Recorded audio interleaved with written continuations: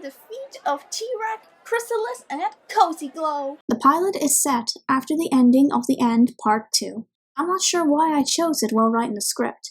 I guess it would be a good reason why there are 6 of us at a table in Sugar Cube Corner.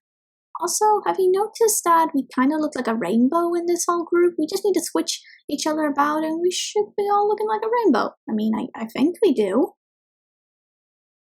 This mare has been stabbed in the heart, which symbolizes that some pony wanted to damage this mare's reputation, but they knew her personally. That is true. A knife to the heart does symbolize wanting to hurt someone's reputation and hurt them deeply. It was why I chose it, and I don't think it's been used much in detective shows. I wish there was a play going on, preferably on Les Mares or Macpone. Les Miserables and Macbeth reference would be something I'd like to watch in the theatre when possible. And some pony probably knows what happened to her, but doesn't want to identify her so they won't seem like a suspect. I've read about enough true crimes to know that. Yep, I do love some true crime and listen to it when I sleep. I must have a problem or I'm a complete psycho. A good lunch should help us get thinking more. You're not you when you're hungry. Reference to the Snickers Satisfies commercials. I thought this was funny to include. Let's go to that Feltalian restaurant I always go to. The gelatos there are the best, and so is the food. A mention of my favorite kind of food, which is Italian. My OC also mentions having Feltalian roots, which, if you hadn't guessed, is Italian. I only chose that because I couldn't think of a horse pun for Sicily. Maybe Sifily in future episodes and videos? But isn't that in Canterlot? I thought you didn't like going too many places, even if you lived there. Yes, my OC has lived in Canterlot most of her life. There's just mares there that bullied her as a filly, all because she's not like the Canterlot snobs, hence she doesn't go to the restaurants much. Do you know what his name means in the language the restaurant speaks here?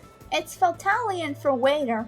Funny, right? That is true. Cameriere means waiter in Italian. He's also a name I used in old RPs with previous friends every time my OC went to eat in Canterlot.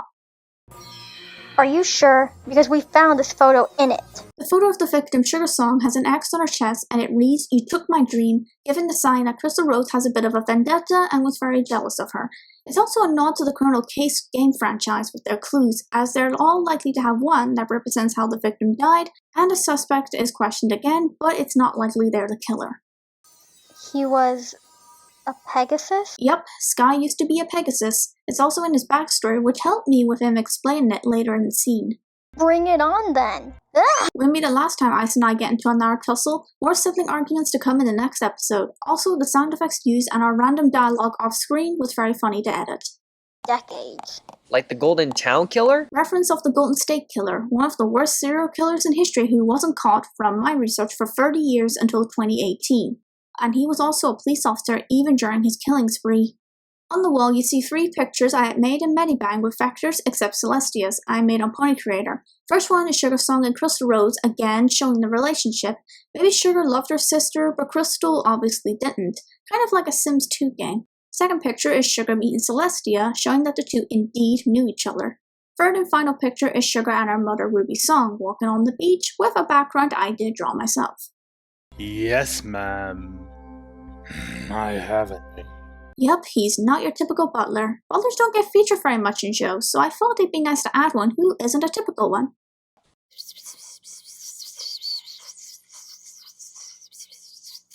The whispering was done by me. I couldn't find a good one on YouTube, so I decided to record it. And who says don't trust the butler? Excuse me, sir. Did you see this pony a few days ago? By the time I was editing this scene, Ice got more vectors from Lightning Blast than the 6 or 7 I first had. Really helped for later scenes. Unless they're like the Feltalian Mafia and go and play some poker all day, then somebody dies. At the time of this recording, I don't have my DNA results from Ancestry back yet, so I don't know if I'm related to anyone in the Mafia in any way. Don't know why I like Mafia stuff. You didn't bother to tell us before? Uh-oh, looks like MP Flames wanted to appear, but thankfully she didn't. And here's Ice's disguise, which I felt looked very cute on her. Originally she had a tattoo on her cheek of an arrow through the heart, but I removed it as I felt it just didn't work.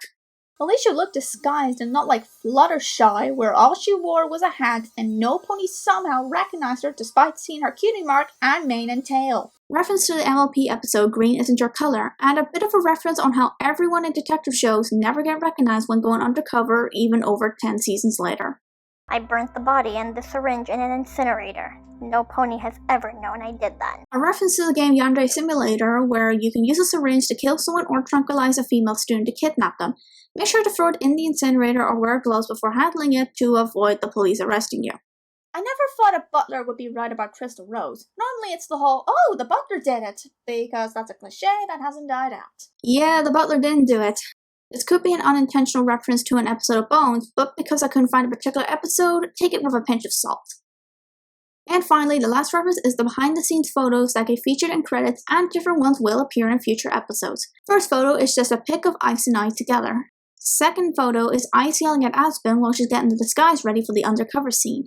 Third photo is me tickling Cameron on the nose with a quill.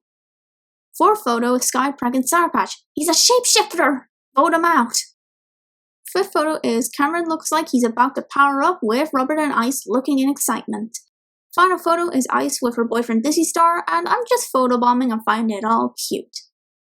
That's all the references, everyone. Hope to see you in future videos and episodes. Goodbye!